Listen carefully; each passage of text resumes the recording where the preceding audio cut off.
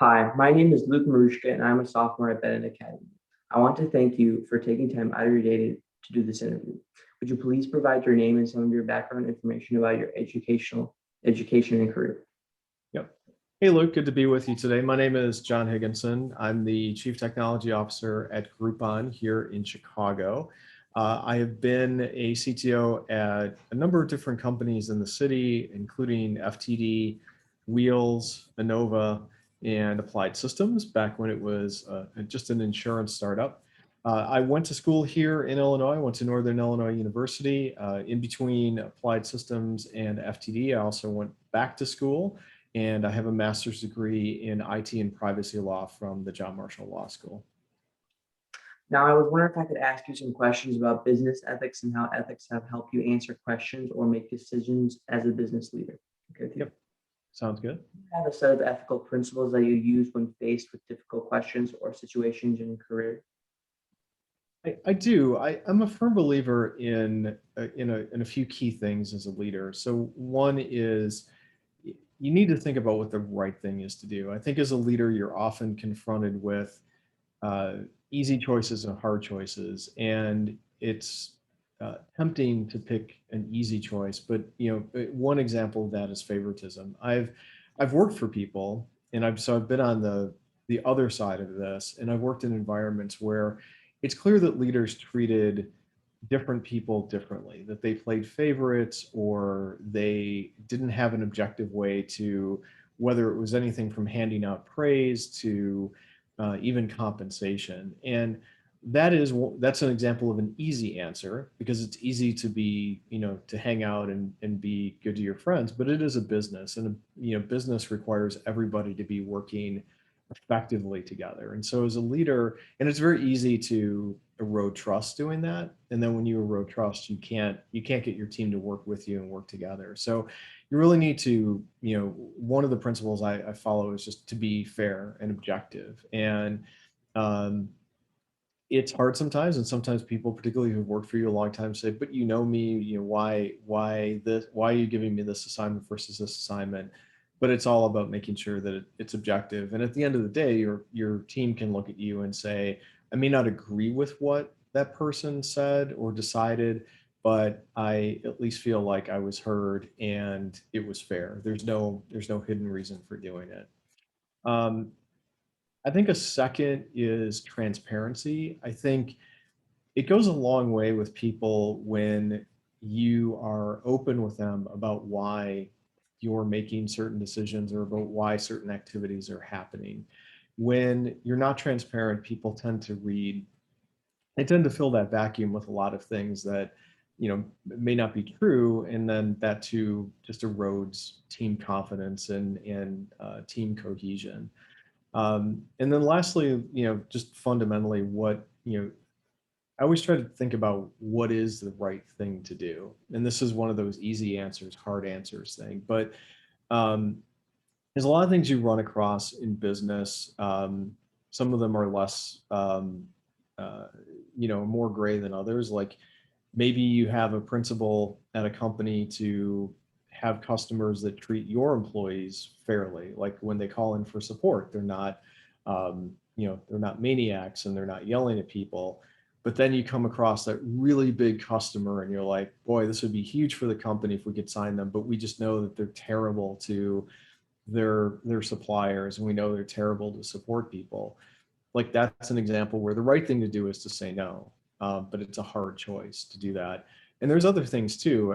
One thing companies face a lot in this environment, particularly in tech and a competitive hiring environment, is trying to keep people from leaving and going to other companies. And uh, I, I've never done it. I refuse to do it, but I do know companies who have actively, in fact, there was a lawsuit about this years ago with Apple, where they actively try to work with their peers in the industry to keep people from moving from one company to another to find another job. And I think that's a pretty egregious example of not doing the right thing. And I think it's just wrong on its face. I also think it's bad in the long run for the company and for the industry. Thank you. Do you think that any particular business question, decision, or situation represents a difficult ethical issue? I think there's, yeah, I think there's a lot of them. I think when you, you think about maybe a different product category industry, is that, some of those come burdened with ethical choices. There are, uh, there are products certainly that are more dangerous than others, and you have to do that. Like one of the things that we offer is skydiving, but we have to think about that because there's some danger in that, and there's other things like that, and lots of companies face that dilemma too. I think when it comes to how you execute changes in companies, like if you're, particularly if you have to fire people, like those are often, very much come with ethical considerations. Like, are you picking the people who are part of that reduction fairly? Are you treating them fairly as they leave? Things like that. Okay, thank you. Do you have any advice that you could provide for me as I think about ethical issues that I may face one day in my career? Yeah, I would tell you a few things. So one is I'm there's a quote, it's not mine, but that I love, which is that the culture is shaped by the worst behavior leaders will tolerate.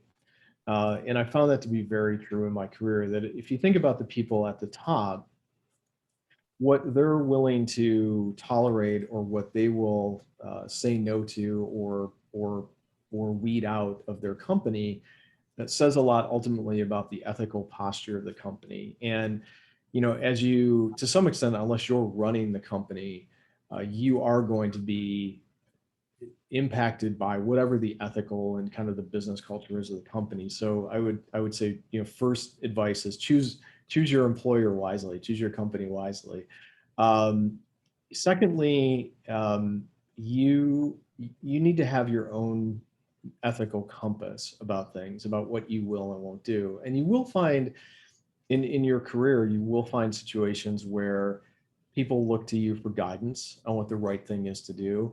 You may also find yourself in a situation where you have to decide if you want to stay uh, in that situation. The company, you may not be able to control it. The company may go down a direction you find to be unethical, and you have to decide whether or not you can stay in that environment, or leave.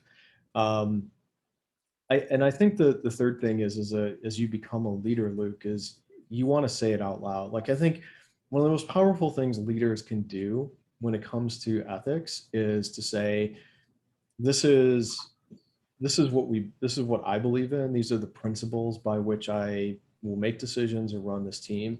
And that goes a long way. There's been a lot of studies too about companies and things like corporate social responsibility, that companies that say their values and their principles out loud tend to be tend to have much fewer ethical issues, and much fewer just concerns generally about criticism, or legal concerns, if they say it out loud and if they talk about their values rather than just assume everybody knows them.